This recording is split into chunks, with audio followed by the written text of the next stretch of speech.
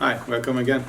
Today we are now going to analyze an important article that I have read in the internet about Ethiopia.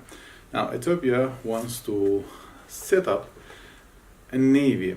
Maybe you don't know the geography, but Ethiopia and Eritrea, once they were a unique country 25 years ago, they have separated, and Ethiopia has lost its sea access. That now said, how a navy can be set up for Ethiopia.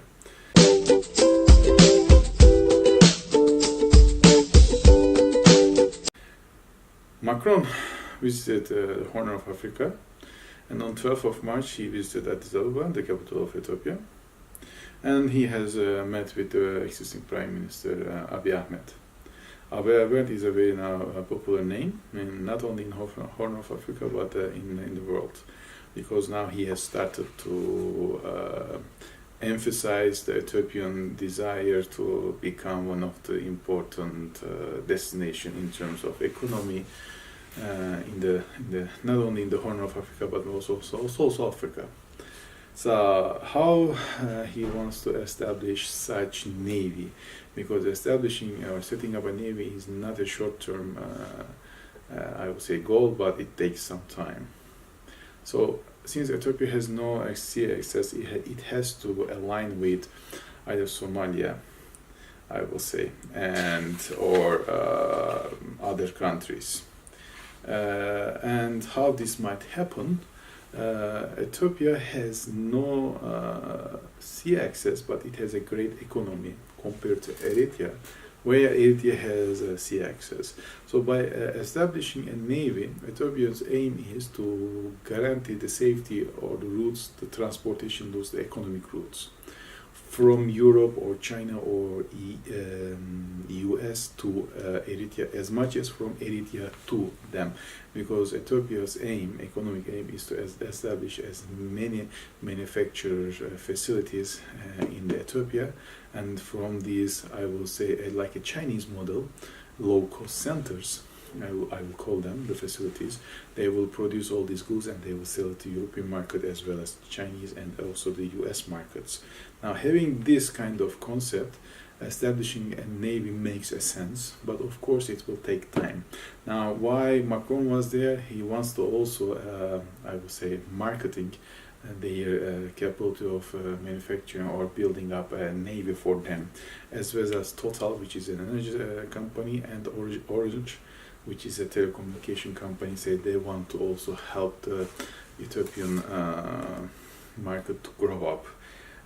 In that regard, I wish my leadership, which is Turkish leadership, could do the same, but at the moment they are very much internally busy with the coming elections by end of 31st of March, and maybe after that there might be a crisis of economy.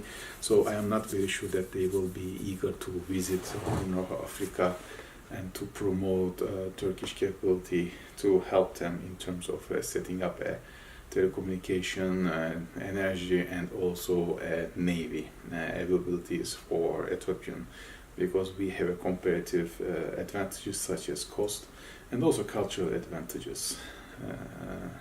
So it's a pity that we are not seeing these kind of things from the Turkish leadership. But anyway, dreaming is easy and it's very cheap, but making them is costly, is high.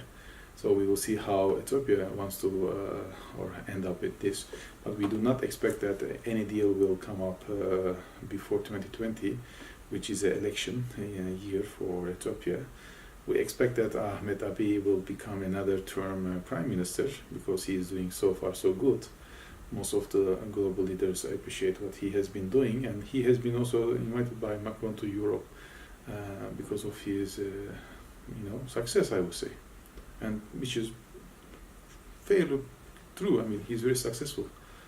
We will see how there might be an agreement between Eritrea and Ethiopia, because it means also sovereignty issues should be also handled, set up, and the mutual understanding should be there, and guarantees will be given also from both sides. So, but if they will be achieving such a navy, it will make them very, I will say, strong, and they can also then lean on economic manufacturing facilities set up, which is going to help not only Ethiopian but also Eritrean economy greatly. Keep with us. We are going to monitor and report accordingly. Thank you for watching us.